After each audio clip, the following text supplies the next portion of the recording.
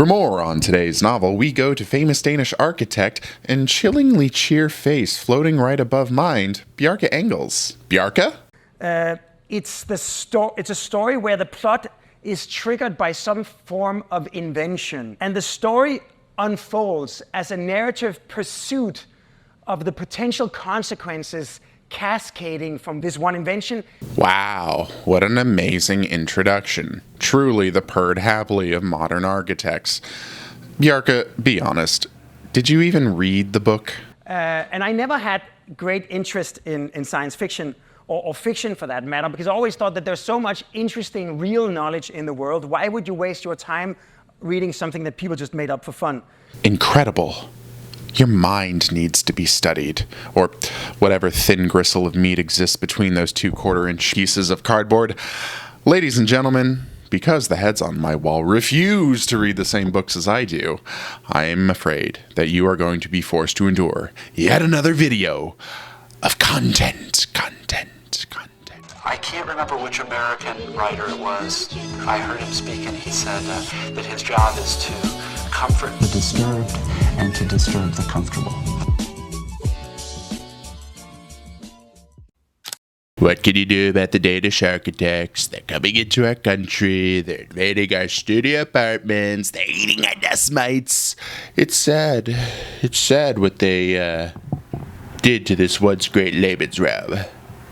Greetings, my name is Nate Rankin, this is Books You Haven't Read, and speaking of presidents, kind of, I recently read Dr. Benjamin Franklin's Dream America by Damien Lincoln Ober. This is kind of the perfect book to feature on this channel. I feel like this channel was made for this type of book, if not this book exactly. This is a piece of alt history, and it came out about 10 years ago in 2014, and it only to this day has like 68 ratings on Goodreads. So I feel like it's underread, underdiscussed. As I mentioned, it's an alt history, and it is about the 56 signers of the Declaration of Independence at the scenes of each of their death. However, the alt in this alt history is that it exists in a world that is fully integrated with the internet and social media as of like 1777, and then it projects forward up until 1832 is the last date of the death of one of the signers. This kind of cyberpunk, this increasingly technologized and cyberpunk world. So it very much is kind of cyberpunk meets colonial America. It advertises itself as saddle punk. Not a lot of actual saddles and horses, though, I will say. Historically, it actually keeps a lot intact, but there are also some major differences. So some of the similarities include, like, all of the deaths occur on their actual dates. All of the same people become presidents, right? It goes from Washington to Adams to Jefferson. Madison Monroe, Quincy Adams, and then I think... because 32 would be Jackson, right? Andrew Jackson. Let's say it is. And then another big similarity is just that whole Federalist versus Republican split of how the parties, or how the kind of elite factionalized into two parties in the early days of colonial America. Now that said, Ober has a lot of fun with this, and there are a lot of big event changes. The first big change is that there's a plague. They call it the Death, and this plague is started by a guy named, is it Benjamin Gwinnett? Button Gwinnett? What is the guy's name, actually? It's Button Gwinnett. Okay, so a guy named Button creates a little worm, I think, and creates a virus, and this virus jumps from the internet to the real world so that it ends up killing about 80% of the country.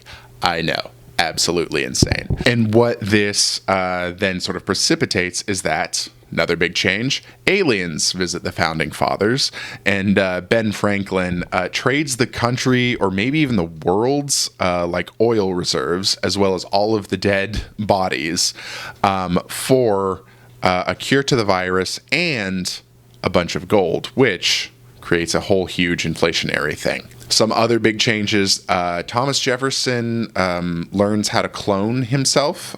So not only do they have the internet, I guess they also make leaps in cloning, or at least Jefferson does. And so there's a pair of like these creepy Jefferson clone twins that are going around and doing assassinations. It's a lot of fun. There are also like different sort of versions of the internet, or different cyber worlds. You know, there's like the original internet. There's something called the new net. Dr. Benjamin Franklin's Dream America is another one of the internets that becomes really popular with the Republican side of things. And then there's another thing called 3net. There is overall just a general like porousness with the real world and the cyber world. As I mentioned, there was a virus that jumped from the computer world to the real world. So there's that kind of impermeability between the two. This is not an exhaustive list of differences, but the book really tries to do as much as it can while staying broadly in line with how history went. For all the alternative history that it delves into, this book is steeped in a lot of real history. I have no problem admitting that, you know, I don't know most of the signers of the Declaration of Independence by name or even by their biography. So, like, you're taught the number in American schools. I don't think no one has time to learn what all 56 dudes were up to in their lives. But you're taught the number in school, but you don't know about the guys. You know the big ones like Jefferson and Adams, who both die on the same day, second and third to last guys in the order. There's Benjamin Franklin, of course. John Hancock's in there. Roger Sherman's a big one. But very quickly, you're, getting into the Josiah Bartlett's and Button Gwinnett's and Benjamin Rush's, which, fun fact, at first when I started reading this book, I think Josiah Bartlett was in an early scene, and I thought the guy was literally just doing like a character from West Wing, and then, I looked it up and was like, oh yeah, in West Wing canon, Jed Bartlett, who's Martin Sheen, is a descendant of that Josiah Bartlett. Suffice it to say, there was more history in here that I felt like I didn't know, which is a big reason that I probably liked it. I do think it helps to be familiar with American history going into this book, at least in broad outlines, but this is a book that can educate you remarkably well for kind of as zany and preposterous as it is. Preserves a lot of things. One of my favorite twists was that there's this thing called the Society of Cincinnatus, and nowadays it's this kind of historical society that's run by the descendants of the people that signed the Declaration of Independence. In the book, though, it's sort of repurposed into this sort of secret society that's also kind of a militia and kind of a spy ring. So he does a lot of creative stuff like that, and it really does amplify that Federalist versus Republican sort of proxy war. As far as main characters go, Thomas Jefferson is in many ways kind of the main character, or maybe like the main center of gravity to this book. Outside of George Washington. George Washington was never a signer, fun fact, so he doesn't get a death scene. But that really helps, I would say, imbue him as a man of mythos in this book. The fact that he haunts almost everybody's conversations, but he never physically shows up kind of on stage of the book. Washington in this book is also famous for swearing off the internet in cyberspace. One of his nicknames is Old Off the Grid. And but he and Jefferson kind of feel like the biggest power centers in this book. John Adams too, but to a bit lesser of a degree. And we get both Adams and Jefferson near the end of the book. Even though his name is on the book, Benjamin Franklin is not like a huge character. He just sort of creates one of the internets, and obviously, it's a clickbait world, baby. You gotta put the big names on the front of the book. One of the things I enjoyed, I don't know if you'd call these like prophetic or just merely prescient, but there are some things about this book that really reflect not just the immediate present that it was written in, but also maybe forecast some important, concerns or worries. Obviously, up at the top, there's a plague in this book. It's not really anything like COVID. In fact, it's much worse because, like I said, it has like an 80% death rate. And a couple of the founding fathers end up kind of dying from it. But by and large, it doesn't it affects a bunch of people off screen in this book. Another thing that this book really gets into is these factionalized internet or social media realities. We see this today in just how our information environments completely create kind of our realities. And so I think that is really well amplified here. There are also there are moments where like bots or drones, pick up people's old profiles and impersonate them because they go through like 3 or 4 iterations of the internet. There's a lot of decay that's presented in ways that feel especially prescient or present right now. There are moments where you're just sort of sorting through the decay of old internets. It's a book that has aged well, and I will guess will continue to age mostly well. There's a lot of like fake news and conspiracy that's spread around. I won't spoil too much, but let's just say a lot of people are wondering what the real deal was between, Ben Franklin, Thomas Jefferson, and the off-worlders, as they call them, the aliens. Many such cases. Many such cases. There's also some interesting discourse around digital rights at one point, and it just plays like with the reality of, like people's avatars on the internet being considered a legal person, or, that becomes one of many, oblique gestures or references towards a larger world that's not necessarily always resolved. But this book does, I think, a really interesting and great job at referencing or gesturing toward that grandness of world without like slowing down and just giving you a 30-page plop of world building. It's got like 56 different stories to get through, and so it doesn't have time to just sit down and explain. In our world, we're really still kind of working through that digital rights thing. But there's a lot of stuff of how what happens when the ideas of the revolution hit the real world. And, post-revolutionary America was full of that. And, this one specific instance was just one way of kind of bringing that into a familiar context. I do have some nits to pick on this book because there are just some, like I said, there's a lot of oblique referencing and gesturing towards a larger world, but a lot of times that world is not explained. And that's sometimes that's the convenient thing to do as a writer, right? Some examples.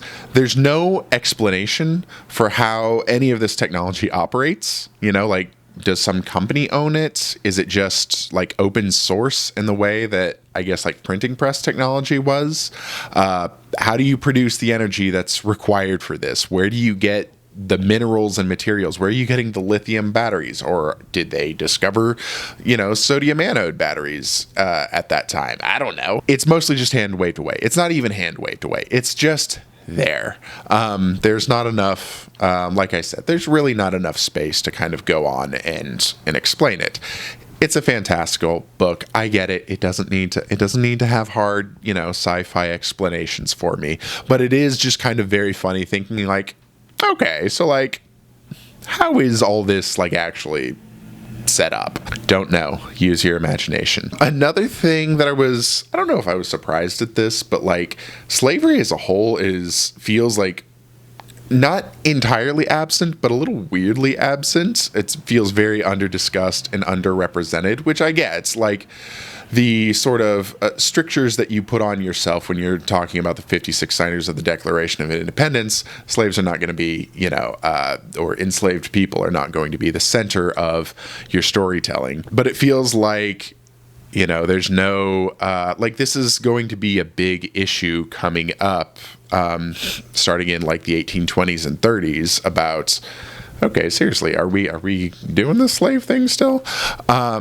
And it's just all sort of pushed to the side. It's another, I understand not making it a priority, but it really feels as though you could read this whole book and just kind of forget that slavery is a huge fact of life. There's no investigation over how this technology might change, I don't know, the duties of the enslaved or just that kind of life.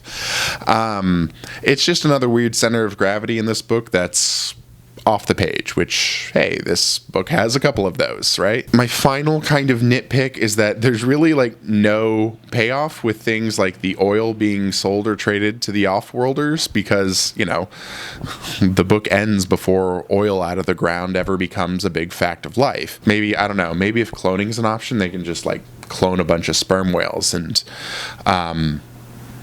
make oil that way. I don't know. It just feels like a weirdly unfired Chekhov gun, but it is, I don't know, it's still kind of funny to put in there. Anyway, overall, this was a very fun reading experience. If you're inclined to the, I don't know, experimental or harebrained or the historical, this would definitely be worth your consideration. The biggest enjoyment I think that you're going to get out of a book like this is just that sort of larger world that's gestured at. Remember, all of this book takes place at, you know, like the deathbeds, or some of them are chase scenes or assassinations of a bunch of different people. So much of the history is told kind of after the fact or on the sides, or just whatever. It's fit in as best as it can, but it's not fully explained. So it allows you, I think, kind of a greater imaginative space to sort of think about this world in. At least that's kind of the fun that I find out of it. So anyway, it does all of that in a really effective and efficient way. And since I love stuff that's efficient, I'm going to outsource all the parts of the outro that I don't like to my son, Gnome Chomsky. Gnome, please take us away. Thank you for watching today's program. Made lovingly and handcrafted by my father, an all-around booktube sensation, Nate Rankin. Please consider subscribing. I also want to take this moment to apologize to my many supporters who supported me on my campaign for president. I know that there were some stories about me in some reporter, but come on, do you really think I would do that? She came on to me, man. She seduced me. I'm mostly dead, remember? I basically can't defend myself against the pure lust that is inspired by this wily and dexterous gnome brain. Told you guys, I'm a cunning linguist. DJ Chizzy Choms out.